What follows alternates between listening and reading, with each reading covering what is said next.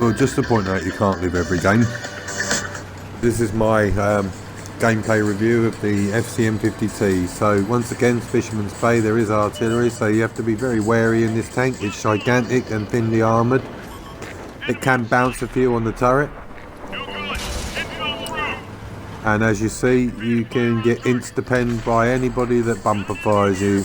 So I tried to give him a bumper fire back, but no good. So none of my green team had pushed across that area with me. So I've noticed there was a bit more numbers I could add to at the top.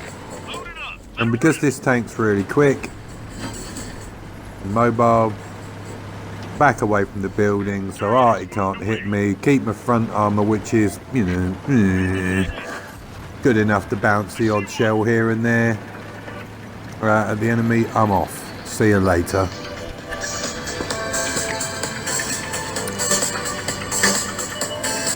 So then you'll see that the FCM has, you know, above average gun depression. It's not too bad, so we can fight over this ridge into a T29. But, and now whether he was firing preems, I don't know. But even when I turn my hull, I tried to turn my hull sideways because generally they'll just track you. Because the tracks are so big, you may not get your armour penned. As you see, there's a big gap under the wheels where they might just knock the tracks off. So there, he bounced one of my gun mantlets. So your turret isn't good enough to bounce tier 7s with low penetrating guns. But this shot, he does pen me because he's obviously been watching my motions, and I did sit still, but just see the aiming time. Now I've got gun lane drive, gun rammer, and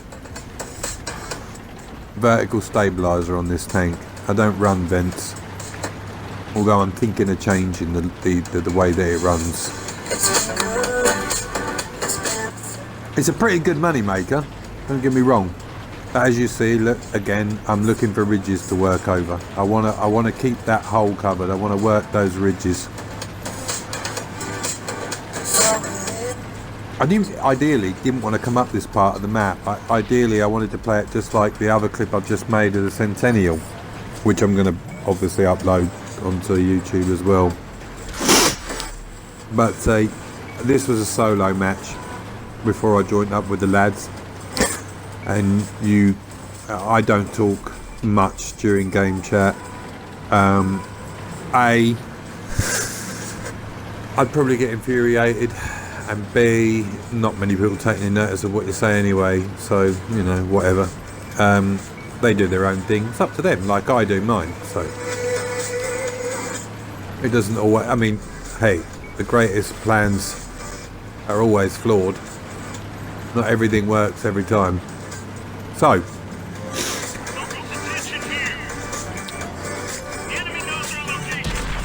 It does have pretty decent view range.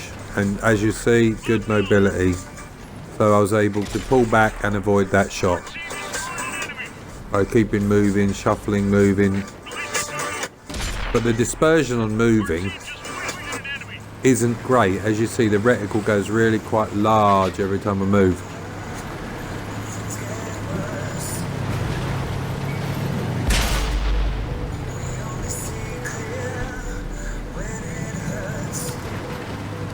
Problem? So we work this ridge. Now we come up against some tanks with good, you know, they're good tier 8s. They're stronger tier 8s than me. I'm lightly armoured, so this is where we start to get in a bit of difficulty.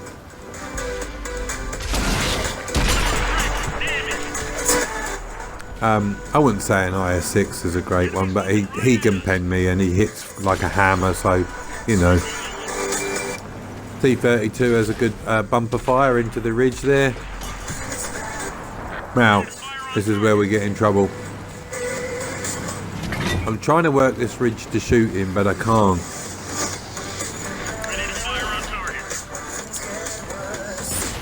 So they've turtled. I can't move down to the left because he'll be able to shoot me. So I tried to work this ridge here next to the rock. And I expose a little bit too much of myself. And that's it. Double tapped. By a fucking noob. Anyway, like I said, you can't always live. It was still a good game. I mean, I'm only in it to make money in that tank. It's not like I am grinding anything other than silver and maybe my second mark of excellence, which isn't too far away. But yeah, it requires, you can't sit still in the 50 ton. You can't trade. There's certainly no way you can go toe to toe with the likes of an IS-3. You certainly can take on T-32s and Tiger 2s because you can circle them. As long as they're alone, obviously. You can circle them to death because of the mobility. You can spin them out. You can drive around them quicker than their turret will turn. So I flipped to watch the end of the game because I wanted to see how much silver I'd made. So sorry this bit of the clip bores you. I thought that Borsig played quite a decent game. He was patient. He waited till everything was pretty much within a one shot to him.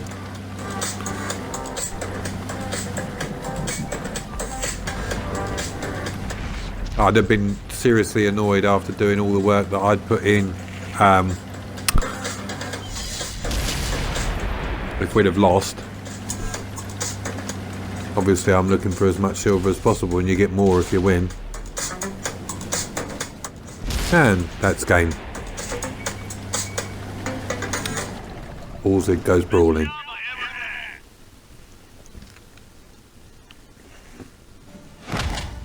So I used the small repair pack, I used the small health pack, I believe, at the start. I lost my driver. Here you go. Not too bad.